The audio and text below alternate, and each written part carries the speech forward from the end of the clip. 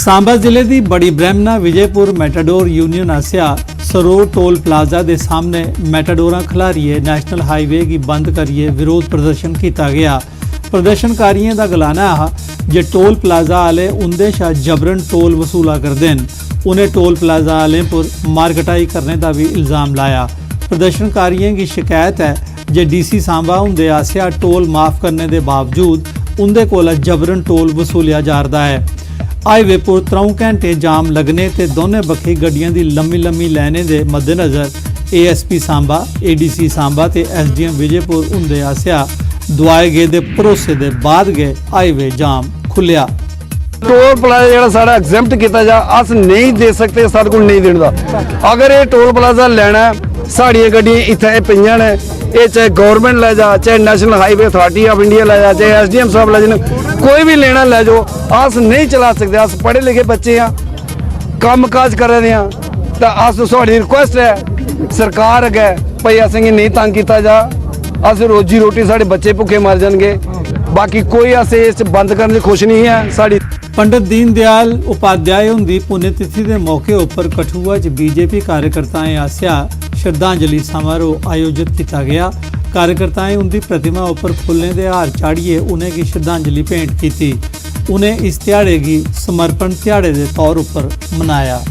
मैं समझना कि एकात्म मान का उन्हें एक मंत्र दिता है वो अज मोदी जी ने चरितार्थ कर दसिया, क्योंकि मैक्सिमम साढ़े दलित भरा है जोड़े पाकिस्तान च रही है हिंदू भरा, अज उन्हें की कुछ ना कुछ एक स्वाभिमान का जीवन जोड़ा वो मोदी जी ने प्रोवाइड कराया। इस वास्ते सांबा दे बारियां inspection and certification centre which लड़कियां आस्ते खास करिए ड्राइविंग ट्रेनिंग प्रोग्राम का DC सांबा रोहित खजूरिया होरें उद्घाटन किया।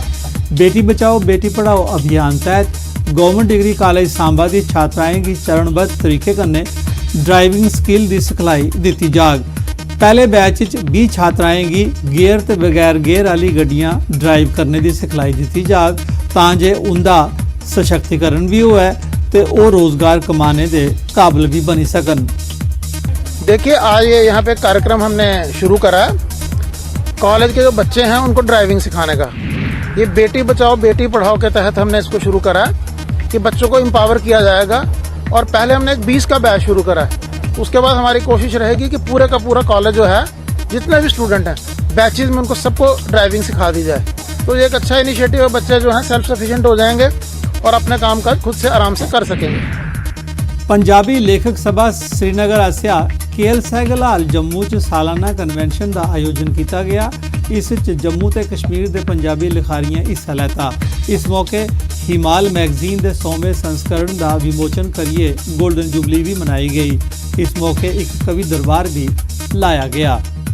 असीं इत्थे इकट्ठे होए हैं जिस विच कश्मीर तो आए साडे अदीब राइटर ते जम्मू के जितने लेखक ने बाकी जुबाना के लेखक ने सारे इकट्ठे होए ने ते इस समारोह दे विच शामिल हो रहे हैं। 3 चीज़ां इस दे विच बड़ियां अहम ने। एक तो साडा 51वां वार्षिक समागम है, दूजा साडा जिहड़ा हिमाल मैगजीन है सभा का वो भी अपनी गोल्डन जुबली मना रहा है। अज लगातार पिछले 50 सालों तो ये मैगजीन प्रकाशित होंदा है और इसके वक्-वक् काफ़ी विशेष अंक भी छपे ने ते ओहदी भी अज गोल्डन जुबली का दिहाड़ा है जिससे काफ़ी उस बारे भी चर्चा होएगी। ते तीजा साडा एस्पैक्ट है गुरु नानक महाराज जी के 550वें पुरब नूं समर्पित अज असीं कवि दरबार कर रहे हैं जिस विच सारे शायर पंजाबी दे अदीब अपनी शरधा के फुल गुरु नानक साहिब नूं भेंट करनगे। DC कठुआ ओम प्रकाश होरें प्राइवेट स्कूल्स एसोसिएशन के नुमाइंदे कन्नै मीटिंग करिए उनकी समस्याएं की सुनिया। इस मौके ओम प्रकाश होरें गलाया जे प्राइवेट स्कूलें आसिया वायलेशंस की जा रही हियां उन्हें गी लेइए काफ़ी हिदायतां दित्तियां गईयां। उन्हें आख्या जे शिक्षा के अधिकार 2009 की लागू करने संबंध भी हिदायत जारी की गई है। से कन्फ्यूजन था कि प्राइवेट स्कूल खासकर कठुआ के, बाकी के सारी डिस्ट्रिक्ट के प्राइवेट स्कूल जितने वो 50% फंड्स अपने पास रखते हैं, 50% डिस्ट्रिक्ट रेड क्रॉस सोसाइटी को जमा करवाते हैं, लेकिन ये नहीं करवा पाते थे। तो आज ये क्लियर हो गया और क्लियर कर दिया मैंने कि आज से 50% रेड क्रॉस सोसाइटी का फंड जो है अपने पास रखेंगे, 50% वो डिस्ट्रिक्ट रेड क्रॉस सोसाइटी का जमा करवाएंगे। और जो 50% अपने पास रखते हैं वो भी जिस काम के लिए रेड क्रॉस सोसाइटी जो है बनी हुई है या उसके जो पैरामीटर्स हैं किस कहाँ यूटिलाइज़ करने हैं फंड, सोशल वेलफेयर के लिए इस्तेमाल करने हैं, तो वो करेंगे सब्जेक्ट टू द कंडीशन। तो ये सारी इंस्ट्रक्शंस आज यहाँ हुई और उम्मीद करते हैं कि आने वाले दिनों में प्राइवेट स्कूल भी एक अच्छा काम करेंगे और हमारे देश की उन्नति में उतना ही हाथ उठाएंगे जिस तरीके से गवर्नमेंट प्रोग्राम यहाँ पे हमारे डिस्ट्रिक्ट मोबाइल मजिस्ट्रेट जनाब जावेद राना साहब तशरीफ़ फरमा थे और उनके साथ कुछ वकला हजरात भी यहाँ पे तशरीफ़ फरमा थे। उनने फंडामेंटल ड्यूटीज़ के मुतालिक उसके बारे में तमाम बच्चों को और यहाँ के लोकल पब्लिक को बताया। पुंछ दी जिला लीगल सर्विस अथॉरिटी आसिया LOC स्थित दीगवार हाई स्कूल विच एक जागरूकता कार्यक्रम आयोजित कराया गया। इस दी सदारत जिला लीगल सर्विस अथॉरिटी के सैकटरी ते मोबाइल मजिस्ट्रेट जावेद अहमद राणा होरें की थी। उन्हें इस मौके छात्रें ते टीचरें की आख्या जे संविधान ने उन्हें की सिर्फ अधिकार के नहीं बल्कि उन्हें की कर्तव्य भी दिते देन जिनका निर्वाह करना लाजमी है। हमने यहाँ पुंछ के अंदर भी काफ़ी सारे प्रोग्राम किए हैं डिस्ट्रिक्ट लीगल सर्विस अथॉरिटी के तहत। आज उसी सिलसिले की एक कड़ी थी, यहाँ स्कूल दीगवार में हमने ये प्रोग्राम किया और बच्चों को और यहाँ के जो शहरी हैं गाँव वासी हैं उनको हमने अवेयर किया कि उनकी कॉन्स्टिट्यूशनल ड्यूटीज़ क्या हैं और उसके अलावा दीगर सब्जेक्ट्स भी हमने टच किए जैसे माहौलियात है या दूसरी सोशल ड्यूटीज़ मॉरल ड्यूटीज़ हैं वो भी।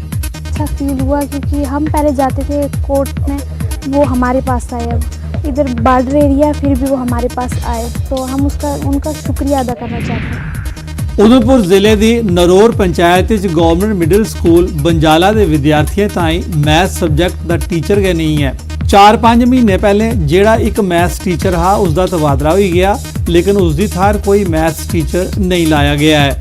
विद्यार्थियों के सालाना इम्तिहान सिरे परन मगर उन्हें मैथ्स का सिलेबस पूरा नहीं किया, इस कारण विद्यार्थी डूंगी चिंता चन। तो आई चीफ एजुकेशन अफसर उधमपुर उनका गलाना है जो तौलेंगे टीचर लाया जाग। ऐसे 4-5 महीने ये मैथ नहीं पढ़ा सर, मैथ टीचर नहीं है स्कूल। सर अस चाहने कि साढ़ा मैथ टीचर हो गया कि अस पढ़ सकन, साढ़े कोई 2-3 हफ्ते रही के पेपर आई दे असें पढ़ना भी है। साढ़े मैथा टीचर नहीं होंदा है, अस गौरमेंट गी इ'यै आखना चाहन्ने साढ़े मैथ टीचर आई जा। साढ़ी आखदे इस म्हीने साढ़े पेपर भी ते हून साढ़े बोर्ड दे पेपर ने, अस पेपर कि'यां देने, साढ़े मैथा टीचर नहीं है। साढ़ी दिक्कत मतलब बच्चे पढ़ाने ते है ना, मतलब बच्चे पढ़ाने अस मतलब अपने सब्जैक्ट गै कवर होंदे ज़्यादातर। 8 सब्जैक्ट ऑलरेडी साढ़े कोल है ना, अस बच्चें दी हेल्प करा ने, जेह्ड़े टीचर नहीं हैन उं'दे सब्जैक्ट भी पढ़ाने पर इन्ना टाइम अस नहीं देई सकने। चलो जेह्ड़ा इंदा सब्जैक्ट टीचर है ओह् स्कूल आई जा ते अपने सब्जैक्ट लेई जान ते ओह्दे कन्नै साढ़ा भी बर्डन घटी जंदा ते बच्चे भी थोड़ी हेल्प मिली जंदी। अखनूर सैक्टर च गवर्नमेंट गर्ल्स हाई स्कूल जौड़ियां च 20 ब'रें थमां घट्ट उमरी दे लड़के ते लड़कियां दा inter panchayat block level kabaddi ते वॉलीबॉल टूर्नामेंट कराया गया। टूर्नामेंट च भलवाल ब्रह्मणा ते परगवाल दे खिडारियें हिस्सा लैता। इन्हें मुकाबले च भलवाल ब्रह्मणा दे परगवाल ब्लॉक दी 11 पंचायतें दे 150 लड़के ते लड़कियां हिस्सा लिया। लड़के दे कबड्डी मुकाबले च पंचायत चक कृपालपुर ने पहली पोजीशन हासिल की थी, जबकि लड़कियों की पंचायत चक ब्रह्मणा दी कबड्डी टीम ने पहली पोजीशन हासिल की थी। वॉलीबॉल च लड़कियों की पंचायत चक भगवाना ने ट्रॉफी जीती, जबकि गवर्नमेंट गर्ल्स हाई स्कूल जौड़ियां दी लड़कियों की वॉलीबॉल टीम ने ट्रॉफी जीती। वॉलीबॉल खेलने आई हूँ। खेलो इंडिया के तहत वॉलीबॉल और कबड्डी की tournament department of youth services and sports की ओर से करवाई जा रही है और हम चाहते हैं कि आगे के लिए ऐसी टूर्नामेंट होती रहे। धन्यवाद। देश दी कुड़ियां सारियां, चाहे कुड़ियां होन चाहे मुड़े होन, सारे खेलो इंडिया के तहत हिस्सा लैन। मेरी यह अभिलाषा है कि सारे ग्रां चाहे शहर है, ग्रां या शहर च जिन्नियां भी कुड़ियां हैं सारियां खेलो इंडिया यूथ गेम च हिस्सा लैन। धन्यवाद। कबड्डी और वॉलीबॉल की स्पर्धा हो रही है और इसमें लगभग हमारे 11 पंचायत के जो पंचायत हैं वो पार्टिसिपेट कर रही हैं। तो इसके पहले हमने इंटर बिल्स पंचायत लेवल का टूर्नामेंट करवाई, उसके बाद आज ये जो है इंटर पंचायत ब्लॉक लेवल की टूर्नामेंट होने जा रही है।